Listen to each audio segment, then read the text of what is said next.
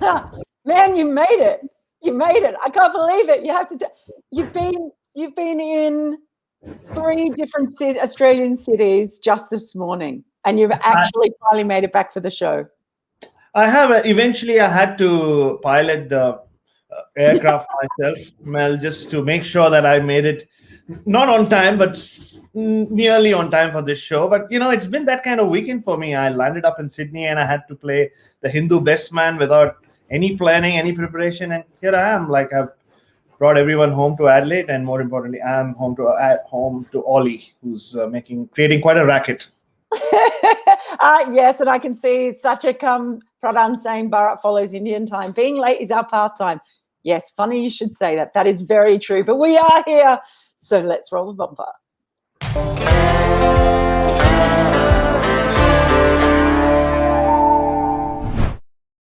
Hello and welcome to the good, the bad, and the ridiculous. Thank you to Bharat for getting himself here. Oh, and hello, and a very, very special welcome to Ollie. Hello, Ollie.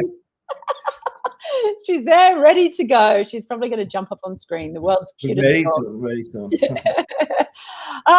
So we've had a busy weekend. We've been to Cricket Royal Wedding of the Year. Dan Bredig, who had a Hindu wedding. Bharat here had to jump in and do all sorts of very important things. But we have been keeping across and watching what's going on in the IPL. So let's get into our first nomination. And it is from Srijan, who says, ridiculous, ABD playing cricket for 2 months a year and playing as if he never retired. 2 quality knocks in 3 innings, that too at a not-so-batting-friendly wicket in Chennai. You guys reckon he would be in the T20 World Cup squad? Well, first of all, is South Africa going to have a T20 World Cup squad? Things are pretty ropey in South Africa at the moment. Politically, everything is teetering on collapse at the moment. So, look, apparently he is in talks with some of the powers that be. They're actually in charge of the World Cup squad. You just look at what has happened in the matches against Pakistan, and South Africa look like they're in all sorts of trouble, really. In a way, it would be kind of ridiculous if AB de Villiers came back as someone who's been out of the national side for as long as he has and just plays as long as he does. Like, theoretically, teams would go probably more look to the future. But is there anyone better? Is there anyone better? Could he help them win some games? Maybe he should just, if Cricket South Africa don't exist by then, maybe he could just enter AB de Villiers as his own country and just enter himself. He could just do everything. He could, or he could just be the trick shots guy, right? He can have his own show during the World Cup, because that's when you want to watch AB de Villiers bat. I know he's a super fielder and he's super behind the stumps, but I don't know how many people are missing AB de Villiers, the keeper in international cricket, but we just want to see him bat, right? Maybe we'll just have 5 overs of AB de Villiers during every match during the T20 World Cup. I would pay a lot of money for that. But I totally agree with you. Who knows what's South African cricket over the last 12 months or so? It's been up and down, more down than up, not just on the field, but off the field. Like you said, we'll have to wait and see how the ICC sees what's happening there. And it's still an outside chance, but like you said, there is a chance that they might be discredited or disaccredited as a team. So lots to think about. And AB de Villiers in World Cups as well, right? Like, he retired in 2018, but like a few months later, he wanted to come and play that 2019 World Cup, but then the board was like, nah, maybe it's too late. So who knows? I mean, it's like a long, winding saga, but will he be there? I don't know. But for now, like you said, he is still, I guess, the best in the world. Every time you start thinking about other names, Glenn Maxwell, Virat Kohli even, but he just walks out there and tells you that there's no one like him. Ollie is definitely on team AB de Villiers. Yeah, he's like, anything you can do, I can still do better. So that's one of our nominations. We have another one from S. Sudashanan. One of our regular nominators, bad. Having Harbhajan Singh bowl the penultimate over with AB breathing fire. I guess it calls into question of what is Harbhajan Singh's role? What is his role? Some people think the penultimate over is actually the most important over, more so than the last one. It can make or break aside. To be fair, any of those overs can. Let's face it. But what is his role in that side? Do you think? It's taken me a while to just get used to seeing Harbhajan Singh in the color, those KKR colors. Because yes, he did play for Mumbai for a long time, and then Chennai. He went from blue to yellow, and we got used to it. Now, seriously, I was watching the highlights of that game. It took me a couple of minutes to figure out that that's Harbhajan Singh when he was on the field. Not, of course, not when he was bowling. But I guess it's really a question of, with Owen Morgan now having taken over as captain from midway through the last season, it means he's a fixture in the middle order. And that means I don't think Sunil Narayan can play every game. And KKR likes starting their innings off with a spinner. And Harbhajan Singh's the only one. And if you remember, he was a very, very late pick in that auction. He went unsold in round 1. And I wouldn't say an afterthought, but it was a very late pick by KKR. So, and we haven't seen much of Harbhajan Singh. He of course skipped or ruled himself out of the last IPL in the UAE. So we've not seen Harbhajan in 2 years. So, age just catch on. It's not just with batsmen. It's all about rhythm, even for a spinner, for a bowler. And opening the bowling is not something he did a lot with CSK. It was more intermittent. So I think it's something he's getting used to. And giving him the penultimate over, I think, was more a case of, you have someone who has nearly 25 years of experience playing at the highest level. So you would back him to do that. But, when AB de Villiers was batting the way he was batting in that phase, it doesn't matter. And, he did float one up to Kyle Jamieson, and Kyle Jamieson used his reach and hit him for a 6. So, yeah, I mean, you can look at it as being a bad option, Sudarshanan, but I think it's just KKR still trying to figure out their team combination. Yeah, I think the point is too, once de Villiers has got to that point in his innings, what do you do? What do you do at that point? It's probably not going to matter. You could have basically balls being shot at him from a cannon and he would still put them away. Now I've just seen one come in that I'm very excited about. One from Cricket Nerd. In the last overs again, ABD knows Russell is going to bowl wide Yorkers. Can you not change your plan according to situation and player? If you decide to bowl the same ball again and again, you are not going to succeed against ABD. So I think, though, that goes back to the other point, doesn't it? I mean, once you're at that point, there was probably a bit too much on Russell's shoulders in general in that match anyway.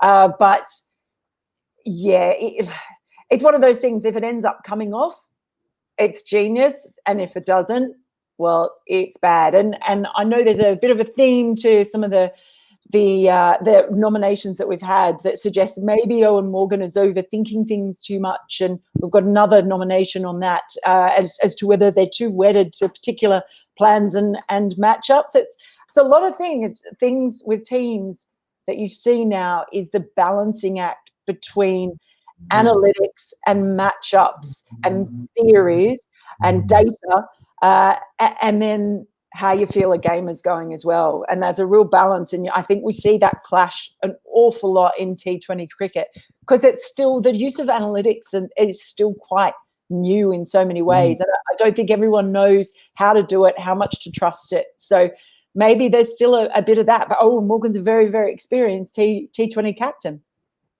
Yeah, and you're so right about how teams and how individual players are still kind of warming up to analysis, especially in T20 cricket. And you can read all about it in my exclusive interview with Pat Cummins for Crickbuzz Plus.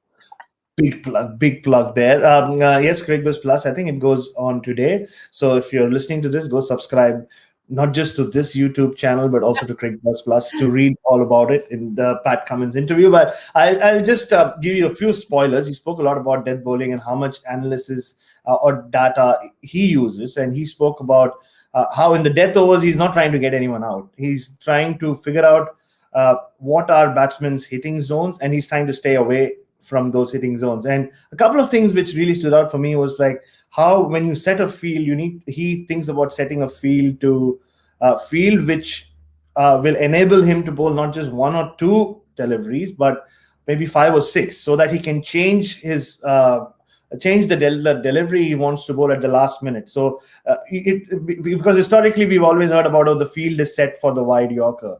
But I think what we're seeing this new evolution of bowling in the death is you can't just set a field for one ball. You're almost setting a field for 5 options that you have, because and this is true in T20 cricket, has been true for a while, that you can't bowl 6 balls on the same spot. You can't be predictable. So you can't just keep bowling the wide Yorker like Cricket Nerd 94 has correctly said. But it's also about changing at the last minute and like making sure that the field is set for it. But again, see, it comes down to AB de Villiers. He's just that kind of batsman. When he's in that flow, I remember the way he took down Dale Steyn when Dale Steyn was at his peak of many years ago in the IPL. So it's just one of those things. You can't really do much when a batsman like AB de Villiers is going for you.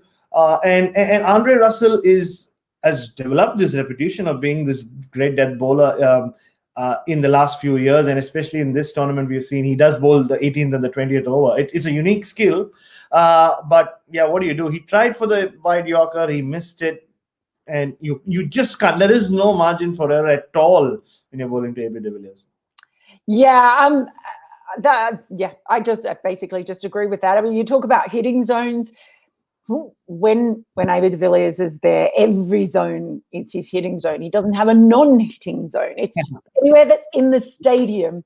He's gonna find a way to like hit the ball through the stumps as well one day, I'm pretty sure. Absolutely. Now I can see one that comes into our next one. So I'll read out this nomination first from Sumir Kapoor. It says, ridiculous. Owen Morgan taking Varun Chakravarti off after only 1 over in the power play. Moneyball tactics for doom. And then I can see DJ, AK Online, ACCT. How good is Varun Chakravarti, especially except in yo-yo tests, of course. And some other ones there talking about Owen Morgan missing a trick. Again, there's that theme in it, isn't there? A lot of people feeling it is pretty rough. You take a couple of wickets like that, bowl terrifically, and then get taken off. That goes again to that matchup thing that we see very often, and the plans, where the plans take over, and yet, you know, Morgan may have had a very, very good cricketing reason for taking him off at that point, but it's hard for us to see it as viewers, isn't it? Because when someone's bowled an over like that, and then you've got, you know, new batters at the crease as well, you think you want to give that bowler a bit more of a run. Yeah, and I think it was Brendan McCallum who said after that game that they were keeping Varun Chakravarti back for AB de Villiers. But I guess then that's where you as an opposition can play around with the fielding team's plans by having someone like Glenn Maxwell, who might not be AB de Villiers, but he is his own kind of beast. And, you know, when he gets going, he can be as unstoppable as AB de Villiers, even if he doesn't have the same hitting range as AB de Villiers. Maybe by 2% he misses out, I guess. So he's pretty incredible himself. So I think, yeah, that's what they wanted to keep him back for AB de Villiers. But yeah, I've always been slightly cynical about this over usage of analytics in T20 cricket, especially when it comes to matchups, because you need matchups, of course, and it works.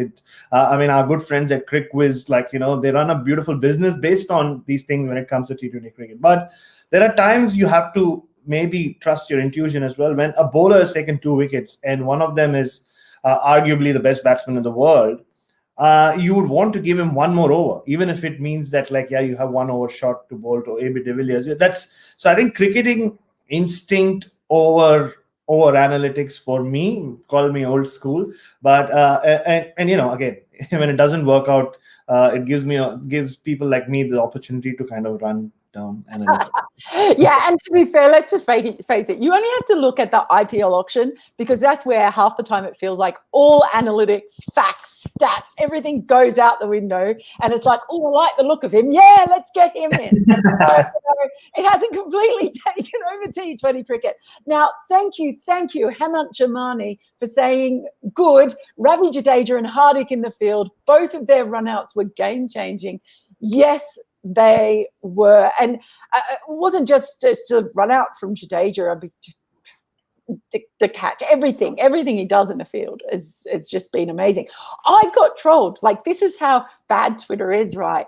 I, as a joke, and anyone who knows me knows how I like to joke, had tweeted, oh, Ravindra Jadeja is actually, pretty good at this fielding stuff. People thought I was being serious. Come on, like as if you could not think he's brilliant in the field. So I'm really glad. Thank you so much for sending that one in, Hemant, because no one else had nominated him beforehand. Now, going to Broken Cricket Dreams blog. Hello, guys. There's a few nominations in there. Good. Tripathi's catch. Quick word on that. Amazing. Yeah, especially when you're running back. And yeah, you spoke about Jadeja. Yeah, it was an okay catch, to quote Mel Farrell. Okay. Yeah, it was okay. Got a bit of work to do, perhaps. Bad. Take those catches at this level, as I say. Yeah. Bad Shakib's form. I wonder if Shakib has also got a fair bit on his mind. Don't forget there's been that rather big story coming out of Zimbabwe. And you can imagine that would be really difficult. He's coming back from time out of the game, all of this going on. I think that's got to be pretty difficult time for him. I noticed that Rahul Malik says Ben Cutting in place of Shakib, maybe Kuldeep Pavan Negi in place of Harbhajan would give them more balance. That's maybe a good shout there. But Shakib's, he does look like he's struggling with both bat and ball. Yeah, and especially you get found out as an overseas all-rounder as well, right? Like when there's so much pressure, and he's like a seasoned, like one of the best all-rounders the game has seen in my book. But of course, what happened with Heat Streak, like you said, again, one of the greatest all-rounders the world had seen. And like, it is linked to his story in some ways. I'm not sure, but I'm pretty confident there would have been some impact on his psyche, but he just looks very rusty. Like, he doesn't look like the Shakib of old. Maybe it's just he did have time away from the game. He has come back and played quite a bit of cricket since, but I don't know. He just doesn't seem the Shakib of old for now. But yeah, I mean, I guess KKR will have to persist with him for a while. Again, it goes back to team combinations. And yeah, Ben Cutting's maybe not a bad shot. And maybe what is happening with KKR, Harbhajan Singh and all that might open the door finally for Kuldeep Yadav to redeem himself. So there's always a silver lining, and that silver lining is Kuldeep Yadav. We always like silver linings for him. And just the last one from the Broken Cricket Dreams blog, Padikkal reverse sweeping Harbhajan. Cricket has changed when Maxwell's batting technique is the template. Padikkal learning from the best on the other end. I mean, of course, there are other players who played that shot for quite a long time and quite successfully, but no one ever has it called Maxwell ball in the same way that Maxi does. And it was great to see him playing Maxwell ball the way he does, although, the way it was superseded in the end by ABDV Villiers. What can you say? But God, he looks like the Maxi. You talk about Shakib looking rusty or not like the Shakib of old. Glenn Maxwell's looking like the Glenn Maxwell of old in this season for sure. I think, even though AB kind of stole the show towards the end, that the switch it over, cover over mid-wicket, that was, I think, the most incredible shot of the IPL season so far. We've seen Glenn Maxwell do it, but he generally hits it square. But to generate that kind of power and hit it like that fine to over mid-wicket, or what would have been cover if he was in his normal position, was just an incredible shot. And yeah, I mean, speaking of the other particular, going back to the Pat Cummins interview on Crickbuzz Plus, he did speak about how when you come into the IPL, you just at times have to swallow your ego, because you might have an 18-year-old just playing an audacious shot of you. And what do you do, right? I mean, especially an uncapped Indian player like Devdutt Padikkal. So, and Devdutt Padikkal is interesting. There was so much focus on him just 7 months ago. And he, of course, battled the virus, and his arrival onto IPL 2021 was slightly delayed as a result. But yeah, he also looks a little like rusty. Maybe we have to give him some time. But it's a shot that I guess most batsmen play these days. But when you do it with Maxwell at the other end, I think it just looks even better. It certainly does. And I can see one there from Kundan Academics India saying, just inspire 3 in a row for RCB. Do you guys believe that RCB can break the shackles of finals this year? If yes, it will be a good headspace for King Kohli going into the WTC final, World Test Championship final. I don't know how much that will affect him for that. But based on what you've seen so far, I definitely think RCB could break the shackles for sure. They certainly look like they're setting the standard early on in this tournament. Yeah, I have to agree with Kundan there. They do look like they always look like they were missing that one final piece in the jigsaw puzzle. And maybe Glenn Maxwell is. I mean, Glenn Maxwell also always felt like he was missing that one piece in the jigsaw puzzle in terms of taking over the IPL. But maybe it's a match made in heaven. We will come talk about the romantic angle with RCB, Mel. But maybe that's what both Maxwell and RCB needed, and they've started beautifully. And another person who has started really well is Shikhar Dhawan. He was really good in the IPL last year, kind of came back into the public consciousness leading into that Australia tour, where he didn't do anything special, but again, he's just like, and with him, it's the tempo, right? Shikhar Dhawan from 2 or 3 years ago, I would always say I would struggle to classify him, put him into a bracket. Is he an attacking opener?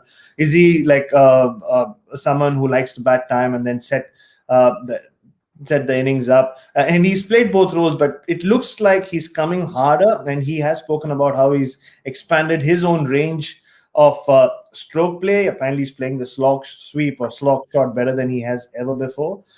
Imagine that. We're in an era where an opener is taking pride in playing the slog shot. So tells you how much cricket has changed. But yeah, it's a good sign for Shikhar Dhawan, and more headaches for Indian selectors. Good headaches to have. They won't want any Panadol for that. Now, that's like a load of nominations there, more than I originally thought we had. But the time has come for the drum roll.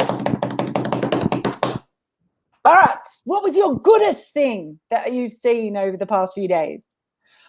Virat Kohli's reactions to Glenn Maxwell and AB de Villiers. We've been talking about this, I wouldn't say triangle. I mean, Virat and AB, they've been the love story of the IPL for so many years, even if RCB haven't won a title.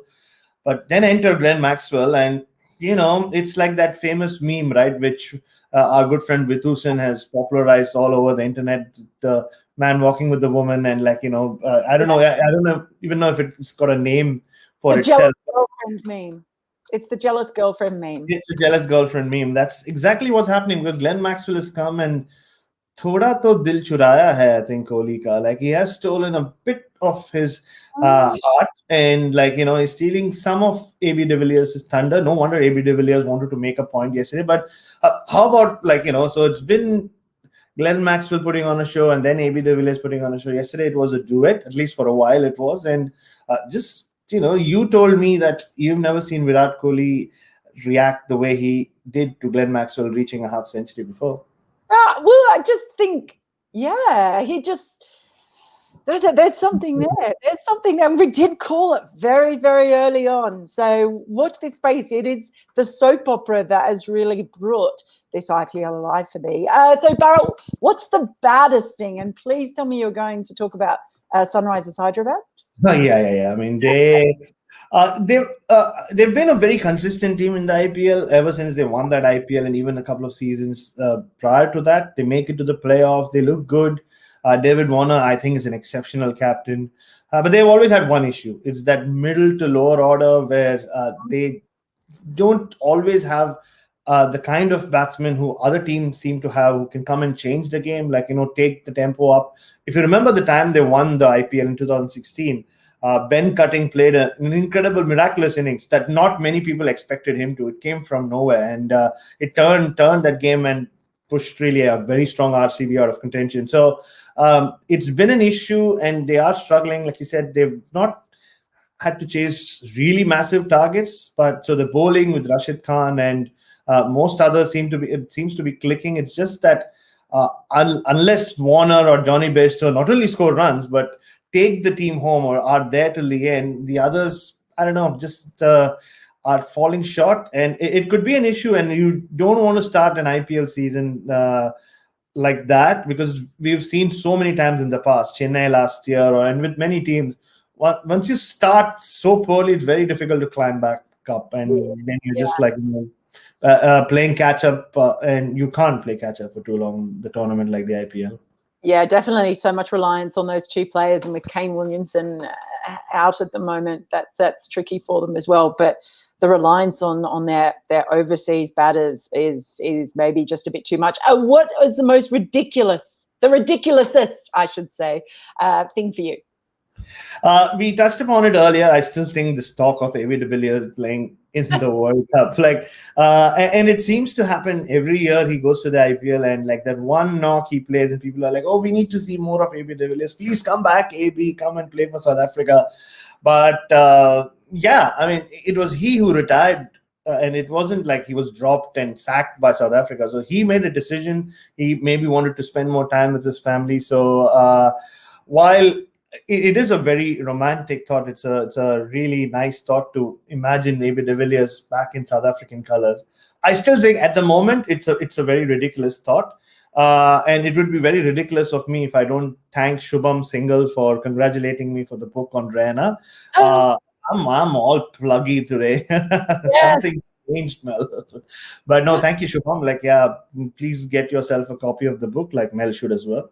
It should hit stands, as they say. I picked a free one. I picked a free one. Least you can get. Yeah. But you don't talk about it on air. I'll give it a plug when I read it. Oh, okay. Let's not discuss the author's note that was discussed. Oh, yes.